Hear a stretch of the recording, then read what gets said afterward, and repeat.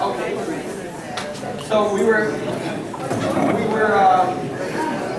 discussing the one Fernandez Island, which is a really spectacular place. I had the opportunity to go there 2 years ago, I believe. And so it took several weeks to organize a flight there because it's just a little plane that flies out 600 miles into the Pacific.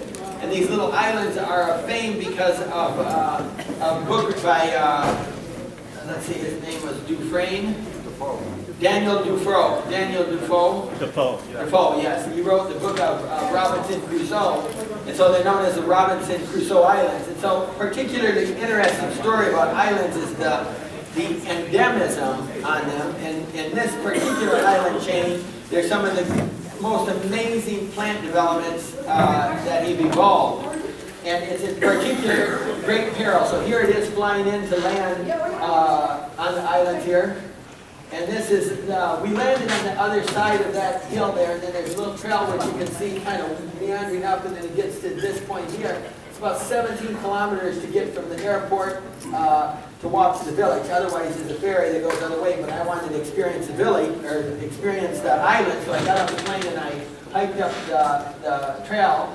And what I was amazed to see as I was on this side of the island, which you see denuded, is as I was walking, there would be literally hordes of rabbits just flushing out in each direction. And so this is the aftermath of man's introduction. So, you know, invasive species are something which are very popular, and generally I poo-poo it. But in the case of an ecosystem which is so fragile as this one, it has had enormous damage. And the reason is there are a great number of endemic species here which are what we call the mega herbs. They're huge plants that have evolved without predators. Nothing is eating them. I mean, there's a few birds and no rodents or anything. So these plants just flourish in basically a isolated condition with no danger. And so as soon as you had an herbivore like a rabbit introduced, they met their match and there was no regeneration. So some of the plants on this island are the most endangered plants on the planet.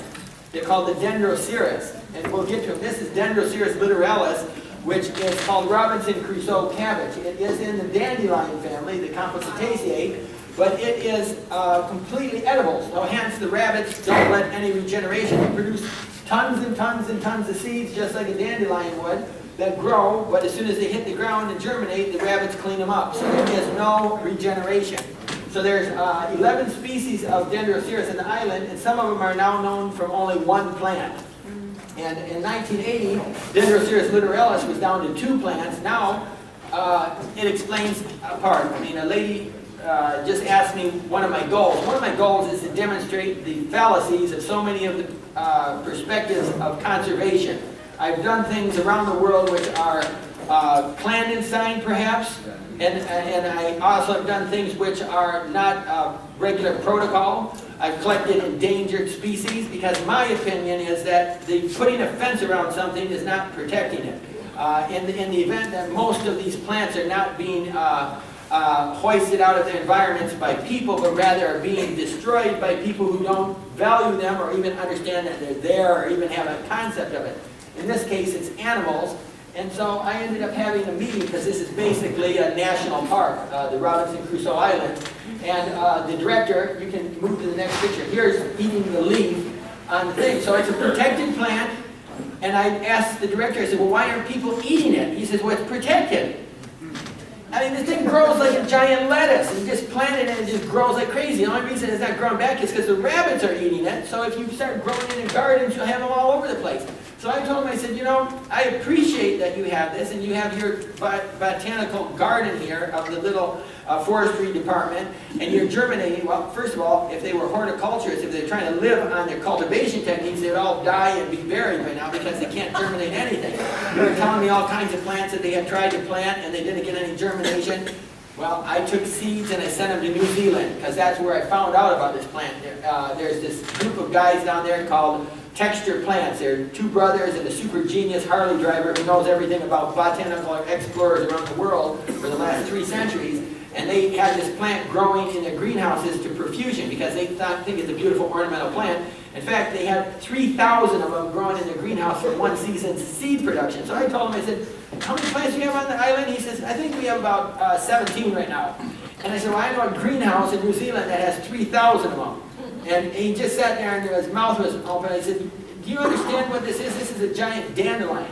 So in a sense, I collected seeds, I sent them all over the world. So in my little foolish, nonsensical way of protecting things, this is growing in botanical gardens all over the place. And we can keep going. This was an interesting story, okay? This is where I have a little bit of ego, because this is called Dendroceras pinnata. It's, again, one of these extremely rare giant dandelions, mega herbs. And so I had talked to the director of the national park, and he had told me, you know, our people have been out there for 8 years looking for one of these, because these are monocarpic. They bloom and then they die. And we have never found any seeds. So I said to myself, well, giant dandelions, there must be some symptoms of flower, it's the season, I'll take a track. So I saw this plant right here, which is a sickly one that has survived the invading Uni molii, which is that Chilean guava, which was brought here to be planted on the island. It took over. Again, there was no competition. It filled this up with a thicket. All that is that red Chilean guava, and it's just killing out everything. So this is a sickly plant. Keep going, please. So here it is. I'm climbing up into the cloud forest higher and higher, and I see this strange thing down there, and I said, oh. So I was down on kind of a cliff thing, so I was by myself, so I kind of got down to it, and I looked at it, and I'll go back, please, Irina. And so what was the identifying factor? These things flower once in maybe 25, 30 years, and they die. And so those are seeds, thousands and thousands and thousands of seeds of Dendroceras pinnata, and I just was ecstatic. I said, they've been working 8 years, and I come here for 4 days, and I find the seeds of it. So it tells me that they either don't have what I have, which is passion, or they don't give a damn, which is a lack of it, or they're stupid, because I found the seeds, so I cut them all off. I said, no, you know, I won't even give any of them to the rabbits. I'm not going to give any of them to the rabbits, I'm going to keep them all.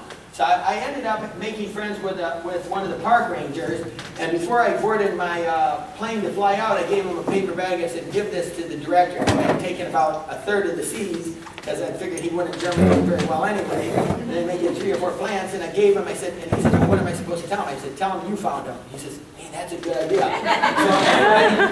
So one of his forestry guys found them, and so when I got to Santiago, I told Irina, I said, we have to see if there's a native plant nursery here, because maybe if they're, you know, into making money with what they do, maybe they can germinate some of these. So anonymously, I made some packages of all the Dendroceras that I had collected. Actually collected 6 of the 9 species, and I sent seeds anonymously to this native plant thing, and I just wrote in Spanish, estos son gran regalos por usted.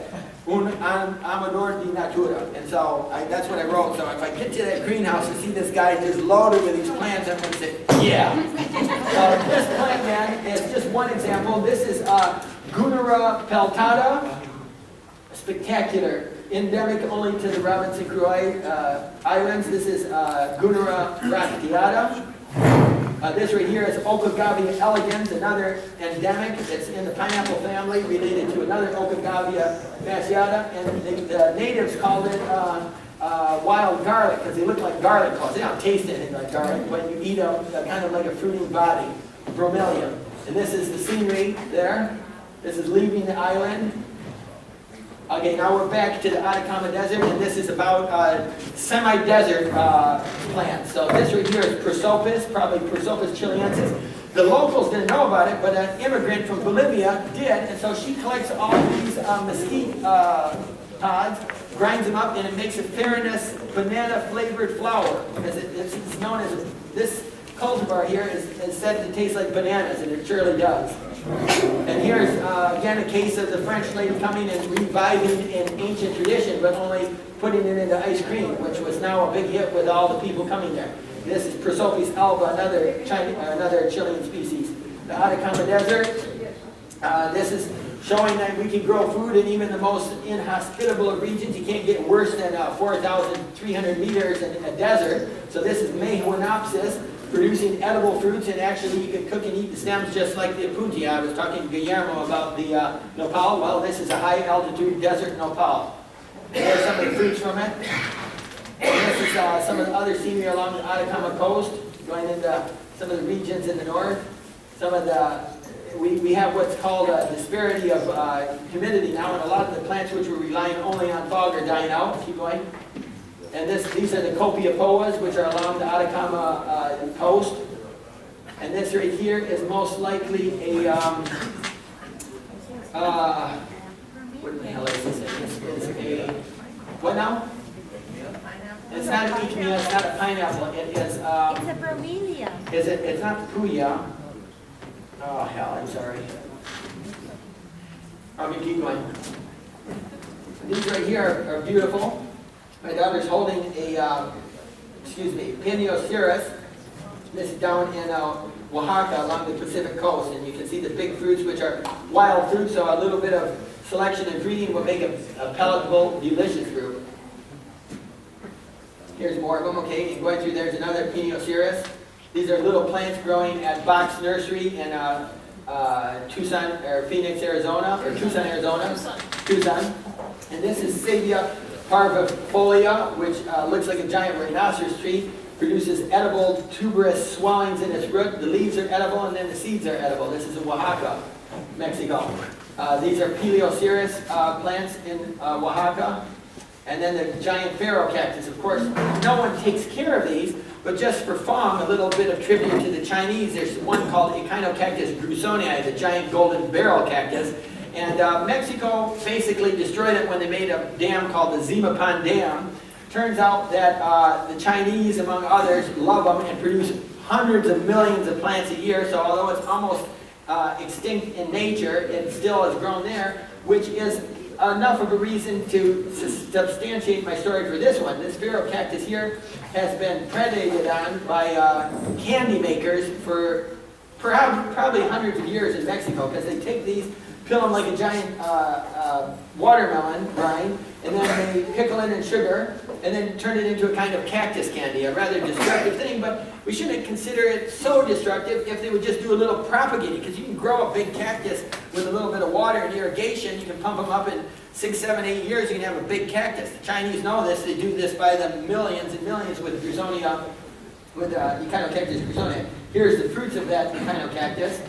And then the next one, these are Melocactus, a whole group of cacti that produce what's known as a cephalium, a kind of a head on it, and then a beautiful fruit, which I can see Wolfgang Puck Jade would just love that. And then this right here is Yucca arizonica. The fruits, once they become softened, this grows down to, all over southern Arizona. Big, huge fruits. You see it next to a big pen. Once they sweeten up, they're great. And then this right here is an almost extinct species in the Magdalena Plain in central Baja California, or south central Baja California. My son's picking some of the fruits. This is Stenoceras eruca. They call it the Devil's Club. You can see why. And it's being wiped out because they're plowing these up to plant tomato fields. And so it really is an extremely endangered plant now. And there's the fruit. And there it is again, and then once you pick it and just brush the spines off, you have a fruit about this big, which is spectacular, beautiful, edible fruit. Another area which is not considered are the desert cucurbitaceae. You've probably all seen, where are we here? Yeah, if you head into Arizona, you've probably seen these things growing along the side of the road, these spade-shaped leaves of Cucurbita fetidissima. It has a bitter plant.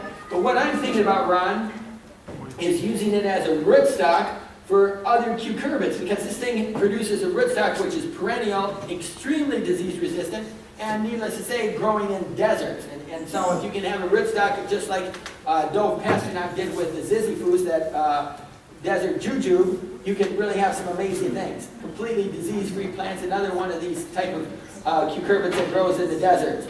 Now we're in Oman. And this right here is my cue. This is Dorstania fetida. There's the succulent lovers will know Dorstania. It's in the mulberry family. The leaves are peppery. You can eat the entire stem and everything, although it's quite peppery, very fiery taste. It probably is Hoodia gordoni. I mean, it could be another Hoodia curari or something, but that was big in the news when it was known as the diet plant. You know, you eat Hoodia, and it's an appetite suppressant. They tried to put it into Slim Fast, and apparently they spent $25 million to isolate the ingredient to get it into Slim Fast. But what happened is it just dissolved. It lost its chemical property once it was put in SlimFast. These are stapeliads. Stapeliads are in the milkweed family, but they're all those succulent milkweeds. And this whole group of Carlumas are edible. This is coming from Pakistan. It's in a market in Wimbledon in London, and it's called chunga. And this is raised in Pakistan. You just cook it up as a vegetable, but I go a little farther. This is more chunga. This is another species eaten in Uganda. And then this is Echinopsis in Oman. So this was one of the pictures on that little thing that Jan sent out. I think we have another one, and there it is right there. And then there's me eating it, so testing it. I knew it was edible. So this right here is a beautiful plant, the Euphorbia balsamifera, growing in Oman. The leaves are eaten in huge quantities by the Bedouins. Especially during the early part of the season when the rains come in, the monsoons, because they're large and succulent and kind of acidic. And strangely enough, the plant occurs in Oman and in the Arabian Peninsula, and then also in the Canary Islands in other form. This is Carluma flava, yes, and I ate that. And then this is Carluma go back. That's Quadriluma flava there, and Carluma quadriangula, and I ate both of those. And there I'm sitting next to one. And then here's the bounty. So I'm taking, Steve Fasciola took this picture with me. I said they're delicious. He said they're terrible. I thought they were delicious. They really were. He didn't like them because they're a little bit bitter, but I ate a bunch of them. And then this right here is Pentropsis. This is another milkweed. It grows in the acacia trees. You can see the spines of the acacia. So it covers the acacia, producing a little edible, delectable fruit on these kind of tenacious vines in the desert. And there's some of the unripe pods, which are like green beans. This is spectacular. Looking for things to eat in the desert. The camels even pass this one over. This is called Rentidocolin fulleri, and this is one point when Steve Fasciola lost a little patience with me, because I was out in this godforsaken place for 4 days. I said, I'm not leaving until I find 6 of them, then I can take a couple of them. Because it's an amazing plant. I mean, we have some more pictures, Arena. This is me getting 2 of them. I mean, I had to reach my quota in order to take 1 or 2. And so, there's where it grows. And I mean, nothing. And he said, because I was out there for hours. It was like 95, 100 degrees. And he says, I don't want to go there another day. I said, we have to, Steve. It's exploration. This right here is called White Sloania crassa. I have to take the credit for this one because this was one of the rarest succulents in the world. It was a holy grail. And a year and a half ago, when did I send those seeds to C&J? You know C&J cactus, any of you guys, up in Vista, California? So they're known as the rarity busters, and because they take the rarest of plants and they start producing them. Well, this plant comes from Somaliland. Now, what I mean by that, Somaliland is a part of Somalia. If you take that horn of Somalia, it's broken up into Somaliland, Puntland, and then Mogadishu province, which is where all the trouble is, what is now Somalia. So these are eaten by the nomads, and they say it tastes like a cucumber. Now, I don't know because I haven't eaten one, because the plants are still worth about $100 a piece, and C&J wouldn't let me eat one even though I gave them the seeds. But I said, well, were they sprayed with systemics? He says, well, for your purposes, lots of them. Because he knew I would just eat one of them right on the spot. This is Pseudolithus midgertinus, another one of the strange desert succulents from the Somali Horn of Africa area. And then this is their collection of White Sloania crassa. Now, so it is edible and it is endangered. And there's Carl Volkers with his precious collection, and then Steve with one that lost its roots for fungus. And then here I am. What is cool about that is I'm in Oman, and we're looking, because this part of the sleuthing is you take your books with you and show pictures to people, try to find somebody who translates a couple words. Do you know where this grows? They look at you like you're crazy, and then you keep asking and asking and asking, and eventually you find someone. So they all turned me down. They said, no, we don't know that. And this is in Djibouti, another edible Carluma. And then this next picture for me is a incredible victory. I had spent 5 years looking for this plant. And finally, we found a suggestion that it grew in this canyon. It's not extremely rare, but it's just you're not there at the right time. So we were driving along, didn't look like we found anything. Steve says, well, this was our last chance, because he was even excited about this one. And we're driving out, and I see fruit lying in the rocks. And I said, oh my gosh, it's that. I was screaming and cheering. And before long, I trained my eye and I found a whole bunch of them, so now I have tons of seeds. And I even have seeds in one of my cases, you know. So, yeah. There's the fruit, but when it's immature, it tastes like a sweet, like a potted pea. That's why it's so important. And here's my collection of edibles after 10 days in Oman. All of these are, you can eat. The only interesting things that are not what you would suspect, this is the progenitor of the regular melon, Cucumis milo, and that's the wild progenitor of the cucumber, both found in the Arabian Peninsula. And so most of these are milkweed family, which is predominant. One in the corner is a legume, one is and then there's a few cucurbits there. And then we have another bitter melon over here, which is Citrulus colocynthus, very bitter wild melon. This is a Dracaena ombet in Djibouti. These are hyphanes, the multi-headed palms, and this is in Djibouti. This is one of the toughest plants in the world, in my opinion, in terms of higher vascular plants. This is Hyphane duncaliensis, which is growing. That's not snow, that's salt. It's something like 115 degrees there. So it's some salt buildup. And then this is a true treasure for the future generations of desert areas. This is called Cordoxia edulis.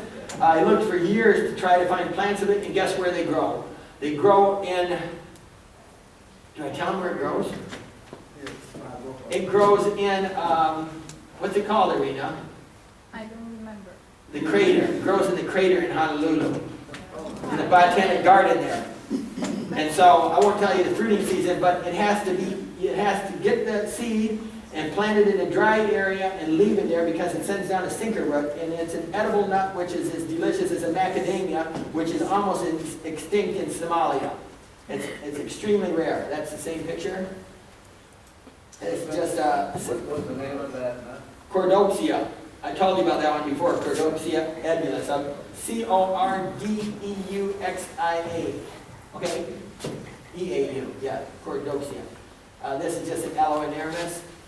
The frankincense tree. This is just corral for their camels. Altar stinkhole, I say, because it's filled with cow dung. This is now Mexico, so this is a furcrea, not a fuquaria as in the Acatillo, but furcrea, which is in the Agabaceae or agave family. And this is my brother, and this is Furcrea McDougalli. And then this right here these are, well, in the background you see it, Yucca potosina in the San Luis Potosi state. The delectable fruits are like dates once they dry up. Before that, they're saponiferous, tasting like soap. But once they mature and the sugars mature. This is in Jericho in Palestine. Incredible date diversity. And then this is in Israel at Ben Gurion University in Beersheba. And this is Dr. Yossi Mizrahi, a Yemeni Jew who's an incredible fruit man. And there's his Cirrus peruvianus, which is spineless, and the great thing about it is it doesn't split. So he said he spent 30 years selecting for non-splitting ripe fruits, which they now market through caramel shipping. And then this is, of course, Myrtillocactus geometriscens, known as the blueberry cactus from central Mexico. Another picture of it. Yep, keep going. And then this is another species from Chile, which has an edible fruit, although a bit spiny, you have to kind of fluff them off. And then this is a selection from a guy in right near Kona. I can't remember his name right now. I'm sorry. And then there's our good friend Eduardo Valdivia, and this is at the National Heirloom Convention up there in Santa Rosa. A bunch of their selections. Now I think this is cucurbit, so these are just selections of squash that I found all over the world. This is in China with BG1, melons, and all kinds of things that we're looking at. Some of the things we've collected, melons. This is Hudsonia macrocarpa, which is known as a larnut. This is in Sarawak in Borneo, or in Sabah. And there's the vine. These are all cucurbits in the squash family. This is Benicassicus, the wax melon, another form in Vietnam. And this is the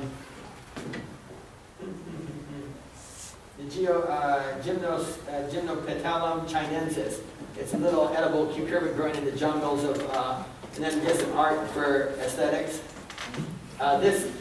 These seem to be panthocarpid, which they don't have seeds in them. They're probably sprayed with hormones just so they fruit.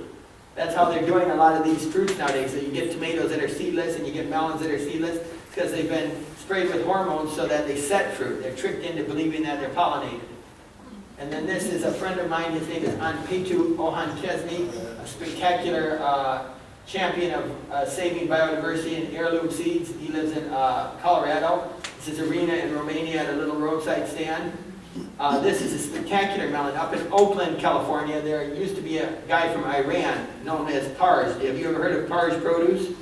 He actually brought a collection of seeds from the Shah of Iran's, what would we call it, royal collection. And this was one of the carbojas, one of the big melons. It weighed 15 kilos, so about 30 pounds. And the flesh was 2 or 3 inches thick and sweet as sugar. Amazing melon. And this is a Cucurbita maxima that's probably coming from Saudi Arabia, but probably originally the seeds are from Bangalore, India. That's it. And then this is at Gottersleben Institute in Germany, their fall harvest and their collections of seed regeneration, for seed regeneration. A man in Ecuador showing me his squash.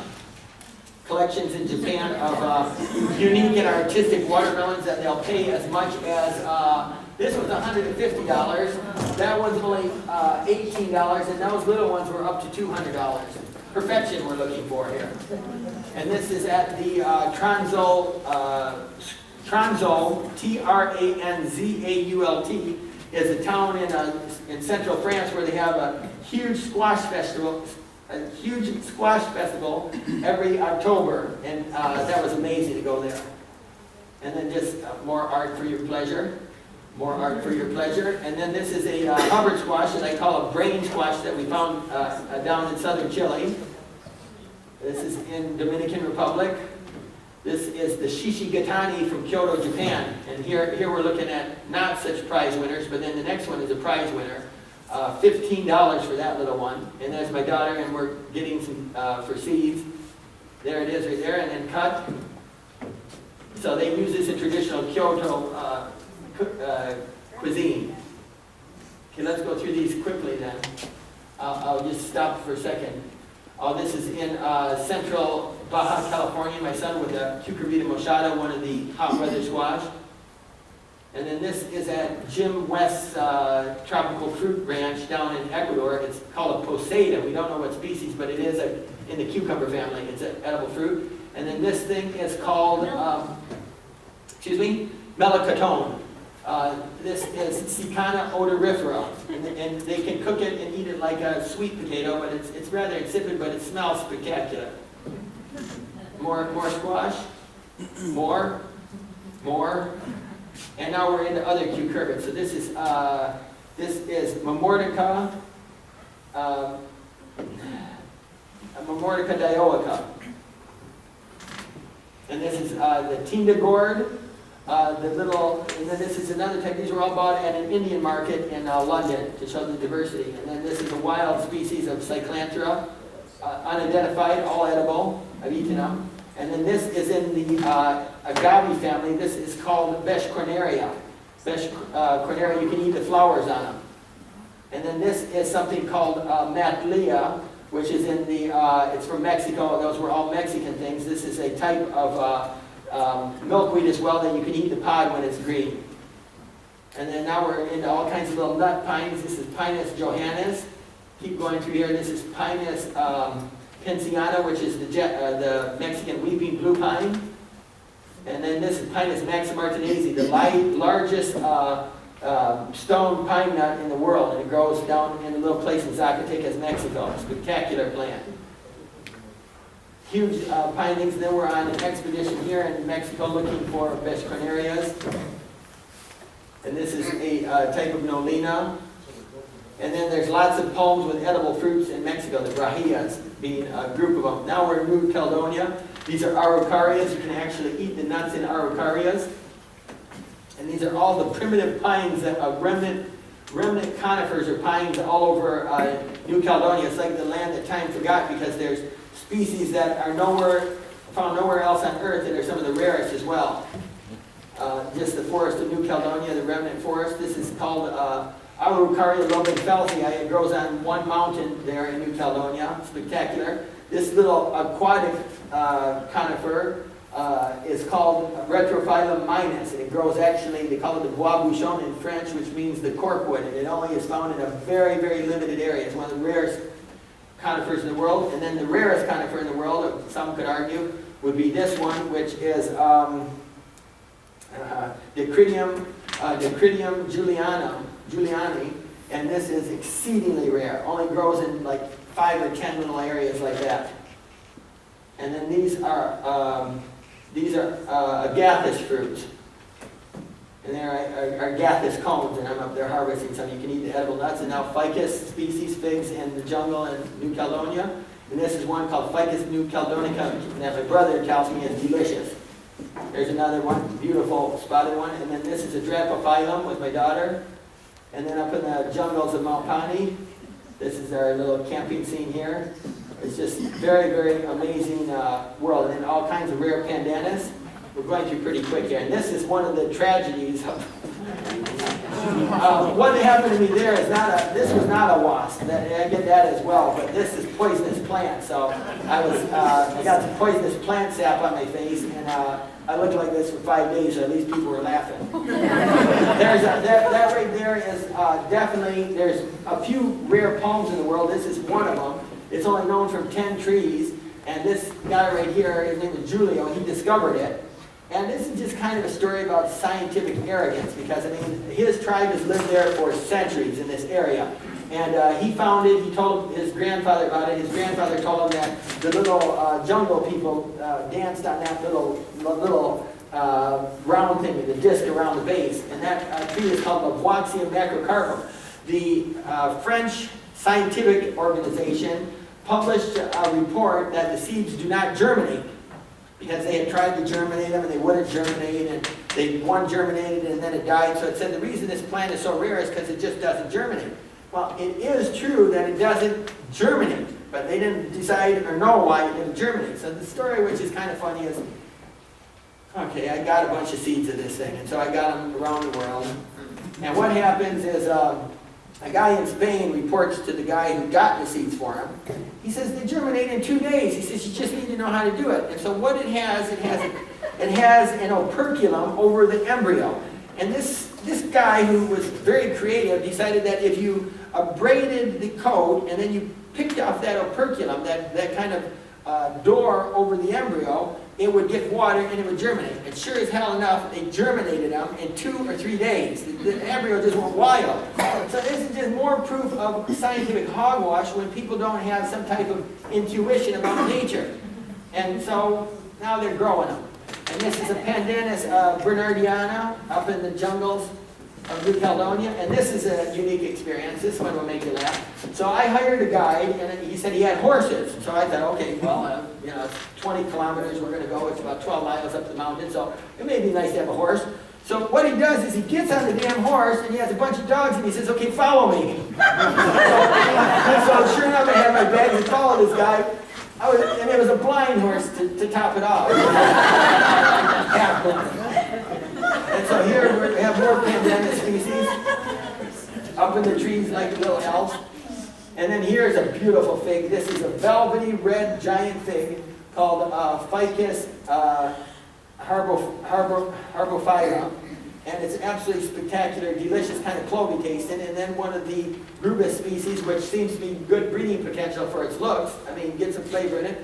This is Becquerelia, which is in the Sapotacea family. You'll see the fruit in a minute. There's my brother, he is a fruit, and then there's the fruit. And then this is in the jungles of Mount Pani. And then this right here is on Mount Doe. And then this is a Meridiocarpum. That's just an interesting plant. My brother loving plants. And then this right here is in the Annonacea family. We're going to see some more pictures of this quickly. Keep going, yeah. From New Guinea. This is spectacular. Go back, please. This is in the ochre family. And this is a spectacular plant known as a kiwi or sea island cabbage. And they eat it, they call it shukanak in New Caledonia, but it's only clonal. They just take cuttings of it, and for centuries and centuries and centuries, and it has more different shaped leaves than you can imagine. We'll see some more when we get to Vanuatu. And then this is another experience. I was over there on a little island, and you see my brothers laughing at me, and so I started screaming, and I jump into the water. I walked into a hornet's nest, and so, you know, I just started attacking it like crazy, so I just jumped in the water, and they thought it was really funny. And then there's our buddy again. Now, he's a special type of guy because he likes to drink and he likes to smoke marijuana, and it doesn't matter what he drinks. It can be wine, it can be beer, or whatever. And so one day, he was, you know, happy because he was working hard. He's a good tourist guide and everything. Turns out he says, okay, let's have a good day. So I was driving around. He drank 12 beer. Then he drank 3 bottles of wine in my car. And I'm not promoting this, but this is a grown man, right? I mean, he's almost 35 years old. And so then he says, take me, I want to go to a party. I says, and see, we're supposed to climb a mountain at 6 o'clock the next morning. So I said, okay, I'll take you there. So I said, well, that's the end of that. So I get back at 6 o'clock in the morning. This guy's been partying all night. He partied all day before, and then he climbs a mountain. He's tough. This right here is Eugenia bronyardiana. It's a strange plant growing in a strange world. Much of New Caledonia is heavy metals. Really, really heavy red metals, poisonous soils, excess of all types of nickel and poisonous things, but this is a Eugenia. So a lot of you are familiar with Eugenia, but Eugenia bronyardiana, a very rare plant. There's along the banks looking for rare conifers. Now we're into sugarcane. So this is in Vanuatu. We're looking at sugarcane, which is, well, you can see it's probably about 3 inches in diameter, this cane. Then here's one that is a real attractive possibility, again, for genetics. We're looking for sugarcane that's already colored. I mean, can we make sugar that's naturally colored so we don't even have to say? So I'm on the trail of trying to find the genetics, and this is in Oman, a red one. It's not very potent, but I mean, it's a clue. I think it's out there somewhere. Then this is in Vietnam. These are black cane, and the unique way they harvest it is they keep them clean. I mean, they're using the leaves or something. And then this is in Ethiopia, so sugar cane all over the world. And then now we're in Vanuatu. This is Dracontomela vitiensis. It's a fruit that I say tastes like meat. You just eat it. It's in the Euphorbiaceae. You just eat it off of the seed. And I'm sorry for dumping all these names, but they don't have common names to my knowledge, a lot of these. So it's, in other words, like, yeah, this is a nice fruit. At least it has a name. I mean, even if you're not going to remember it, I mean, I've spent a lot of time trying to learn it. Oh, these are spectacular. What the hell is this? Yeah, they taste like, you know what they taste like? This is going to make you laugh. The yellow Wrigley's Juicy Fruit Gum. That's what it tastes like. So they didn't know they had a fruit that actually tasted like their gum. Okay, now this has a special story. This kid was an apprentice with me, and I sent him to Vanuatu. He's an amazing kid. He goes to Columbia University, and I told him, I said, if you don't find naked people, I'm not going to have you work with us anymore. So he sends me this picture. He says, I found him. And he was one of them. And then these are abelmoscus, that same plant I showed you that's produced by clones. They eat it. It's called sea island cabbage, and it's in the same family as okra. And it's all over the place. Here, it's just growing luxuriously. Beautiful, beautiful place. And then this is a story which I'd like to share with you because it's not often recognized what the significance of gardens are. In a few days, Irina will be in Florida giving a talk on, she's titling her presentation, Billboard Gardens. Why is it important? It's because gardens have had significance down through the centuries, and sometimes people lose the point. When you go to the South Pacific, you'll go to like Samoa, you'll go to, even in Hawaii, you'll go to Tonga, you go to Fiji, and you notice all the super colorful plants growing around little people's houses. What they have forgotten is that they were edible. This plant right here is called Polychaeus fruticosa, and it's now used as an ornamental, but for thousands of years, or hundreds of years at least, it was used as an edible green vegetable. So they just take the leaves, cook it and boil it, and eat it with fish. And now, with the modern life of buying, food out of a can, these people are losing even what has been for centuries. There it is again, Polychaeus fruticosa. And there's that spectacular fruit, which I don't know again. And then just some local raspberries from Vanuatu. These are, yeah, you know what they are. Who knows what they are? Wax apples or, yeah, jambos. What is it? Shizium. then some impromptu dancing, and then this. They love you to death. My brother barely escaped with his life, not because they were trying to kill him, but because they were loving him to death. They like took him into a hut and they said, "You're going to be one of us now." And so they treated him to kava. And for 3 days they tortured him by being nice to him. And he luckily did not go through this process. They actually made it with a machine or ground it up at the one village. But that naked kid that you saw, he went through this process. So the guy chews the roots up. Let's go. And there it is, a whole big mouthful of roots. And then watch. Spits the thing out onto a leaf, and then they filter it through, and then they put it in a cup and say, "Here." And I say, "Oh, I'm so full, I'm just not ready for that right now." But the kid drank it, and so the kid got sick, and he says, "It was terrible, Joe." I said, "Why in the hell did you drink it?" He said, "Well, they would have been salted on." I said, "Forget about it, salted, think about your life." So this is in Ethiopia, this is in Lalibela. My cue now, this is the church of St. Germain, or St. Michael's, but it's a monolithic church. It's carved out of stone, one piece. They are astounding. This is just an amazing world. And then now we're in Ethiopia. So we're going through the markets, the desolate areas, beautiful little children. These are the churches of Lalibela. The markets, I mean, that's quite a scene. And now this is a beautiful plant. This is an Urticaceae nettle. This is Urtica simiensis, which is extremely nutritious, and no one eats it. I mean, not anymore. They forgot about it. You don't want to pick it with your hands, though. And then, so a lot of times when we're out on expeditions, the quality of food is suspect. You know, whether it's the poor ways of preparing or the filthiness of the area. So we cook our food if we can.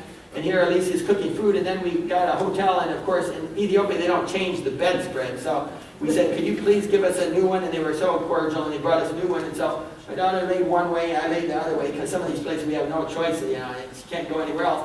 So she was covered with flea bites in the morning, and I was completely fine. I said, "Well, you must have sweet blood." So she was suffering like crazy with flea bites. Okay, keep going. This is more of the monolithic churches. We're going quick. Oh yeah, we're 7:15, so we're almost done.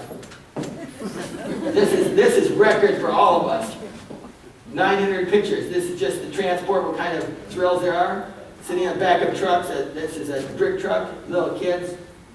Just gorgeous people. This is in Djibouti. Now, this is a good story. This right here is not a coconut tree. This is, again, one of the rarest nuts in the world, rarest palm trees in the world. This is in Haiti. This is called Adelaide crassispatha. And it's now down to our count, because we were down there 2 years ago, it was down to 21 trees. And no regeneration because the kids eat all the seeds. And they're luscious nuts, but I mean, it's just, you know, not thinking too much about the future. There's fortunately a few growing in the Botanic Garden and Fairchild Botanic Garden. Here's why they call it crassispatha, which means very fat spath. And the seeds are inside. And then this is little incredible poverty in Haiti, just astounding. This is a neat little scene. This is in Dominican Republic. This right here is a spectacular root crop in the carrot family. It's called Zanjaria Blanca. This is Aracacha, which is a tropical carrot, which is little known outside of South America. Now we're in Fiji. This right here is Pseudosperma kanga. There's the first seeds that have been ever collected. And commercially, and this is Lake Tagimauka in Fiji. And then we're in the jungles and rainforest there, going through. Okay, and then eating, see this is interesting because where you go, you discover new things. That big white root there is Alocasia. Alocasia is the poisonous elephant ear. You know, we're not known to eat it, but in all these South Pacific islands, you have big surprises because they selected. You got to ask yourself, how do they do it? They didn't have scientific metering systems. They didn't measure the toxicity and put it in your mouth and say, and so sooner or later they say, "Oh, this one's okay." So they just start eating it. And how do they do it? So the chef, the chief of the village, there he is right there with his grandchildren. He prepared that, and delectable. And some of the aeroid people that I know, they're just going crazy about it. So I'm giving a talk about that in India this upcoming January. More Fiji. Okay, now we're in Southeast Asia. These are giant lychees. Look at those. Probably a Garcinia species. Melons. Now, you never saw a melon like this before, so we're looking at the ornamental aspects of it because its savory qualities aren't the best, but it certainly has some quality for breeding with that beautiful outside. These are the euphorbias, types of flowers, bananas. Sorry we got so much here, guys. I was over enthusiastic, and here I was trying to get close to the ladies, I guess. So a lady from Burma who's in that big, huge pod is called Oroxylon indicum. You actually eat it. It's called the horror of the night, but it cooks up. It's delicious. Right there. And there's the pods. That's how it cooks up. It's actually very, very good. And then there's the flowers, which you can eat as well. And then now this is a real lady with a real bronze thing around her neck from Burma. And she was giving us a little ethnobotanical tour, seeing what she could tell me that I wasn't familiar with. She told me 2 plants that I didn't know, so she was good. And in that area, for real. That's Bauhinia. This is most likely another one of those Plucanetzias. Remember that fruit with the 4 wings on it? They were eating the leaves of it, and it seems to be the same kind of plant. And then these are the giant Amorphophallus. You may know it because there's Amorphophallus titanium, which has this 6-foot huge spathe which comes out of the ground. This is in Cambodia, perhaps.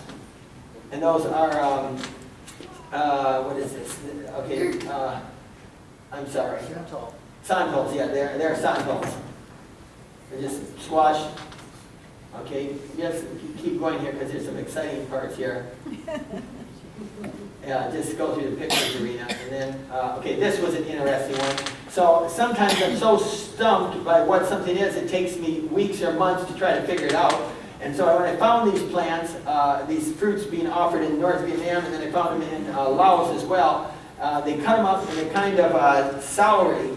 And so they really taste spectacular, but I had no clue what it was. And so we go, there we are again, and another group of people having them, and no one, and then I find this.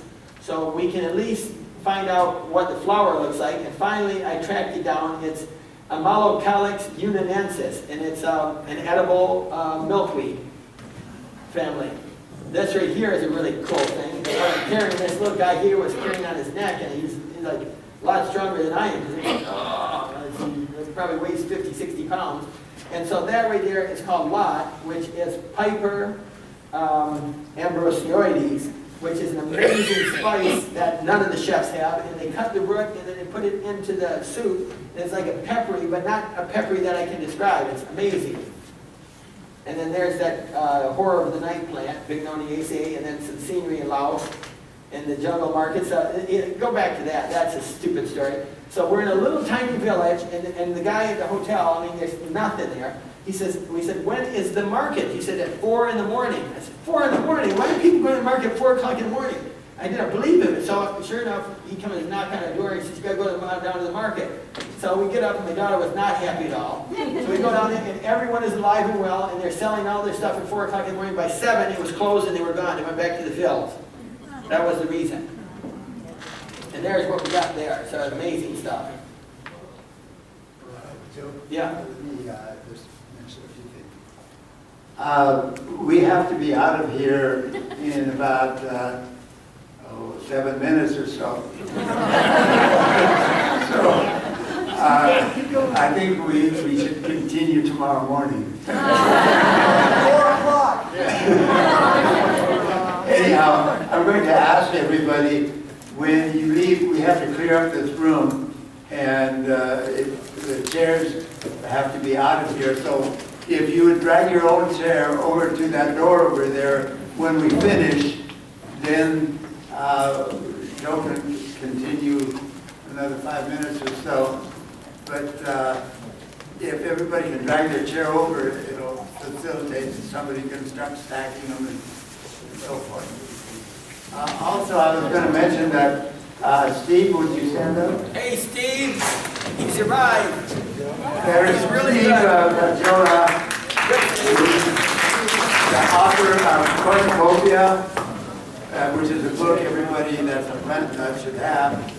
And I want to see us do something to increase diversity in the seed fund offerings in the back of the fruit gardener, et cetera, et cetera. I mean, this gives you a lot of ideas. and maybe some ideas about taking some of the trips, like we used to do with Peggy Winter, to Borneo and South America and so forth.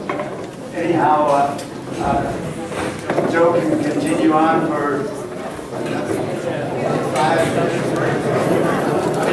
Okay, so this is really excessive, and I understand it now, but my enthusiasm was obviously way overshot. Thank you very much. I enjoyed this because now I have to tell you what happened really. Ron is partly responsible, but I never gave any talks until last, what was it, October? I was in India and a friend of mine, he says, you're giving a talk right now. And I said, I've never given a talk before. He says, you have to give a talk right now. So he made me give a talk at this institute in India. And then he told me it was the best talk he ever had. And I said, that's not true. You're like 40 years a scientist. He said, yeah, but they've all been born and this is great. So thank you very much.